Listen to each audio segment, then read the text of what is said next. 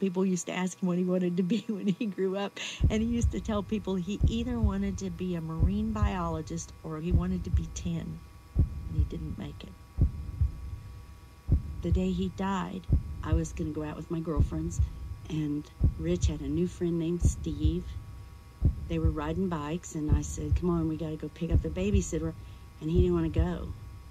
He wanted to go to the corner because he wanted to watch the sunset. And I thought to myself, I don't want to tie him to his mama's apron strings. So I said, will you watch for cars? And I left. When I came back, I saw this crowd of people at the end of the street and ambulance lights. And I knew the minute I opened the car door and put my feet on the ground that it was Rich. And I got out of the car and I just started running. A guy had been hot rodding through our neighborhood. The car flipped over and it landed on Rich. And all I can remember is they had pulled the driver out and he kept saying, oh my God, what have I done? What have I done?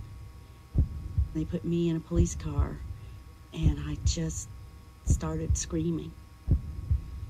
And the ambulance driver came to me at the hospital and said, there was nothing we could do, he's gone. And I can remember having my back to the wall and I just slid down on my butt, leaning against the wall.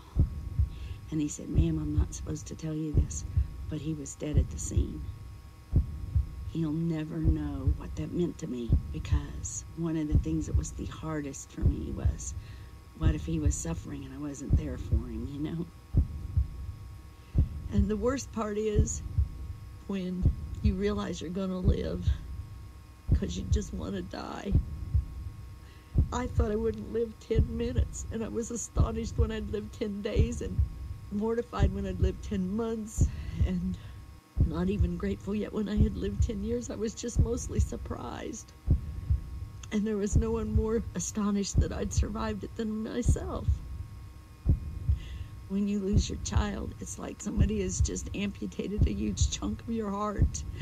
The difference is people can't see the amputation.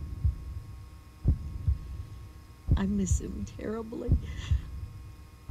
He was just a happy kid, and it's been a bittersweet thing that he died watching a sunset. Myra Dean on StoryCorps. Producer David Isay is my guest this hour. His new book is called Mom, A Celebration of Mothers, from StoryCorps.